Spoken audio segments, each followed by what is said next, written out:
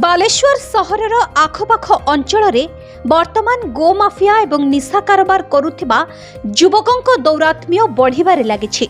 सुनहट आंचलिक सुरक्षा कमिटी पक्षरु सुनहट तथा एहार पार्श्ववर्ती अंचलगुड़िकरे निशा निवारण, शांति श्रृंखला रक्षा, युवशक्तिर सुविनियोग एवं नारी सुरक्षा आदिर विपर्यस्त स्थिति संपर्क में आवश्यक पदक्षेप निराकरण निमंते अंचलवासी पक्षरु बालेश्वर एसपी को एक दाबीपत्र प्रदान करा जायछि।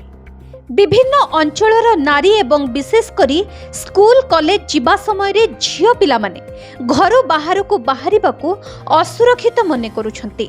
विशेषकरी असामाजिक युवकों कार्यकलाप को नहीं अंचलवासी अतिष्ठ होई पड़िलेनी।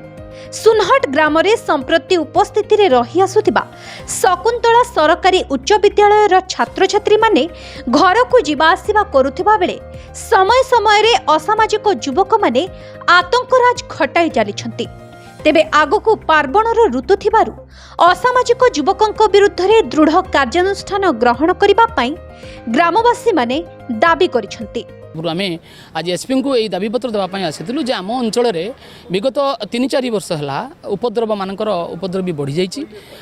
विशेषकर से गोटे गोष्ठीर लोक गोटे संप्रदायर लोक अण हिंदू लोक से आम यही हिंदू बहुल अंचल आसिक आम झील बहु मान कमेंट करने आरंभ करी निशा कारबार माने बढ़ेबा निशा कारबार निजे करुँच सहित किसी देह व्यवसाय आमर महुल पड़िया जोटा कि सुनहट पदागार आखपाख अंचल महुल पड़िया अंचल देह व्यवसाय जारी रखुचु। निशा द्रव्य राति सारा चलुची। Bureau report, live news.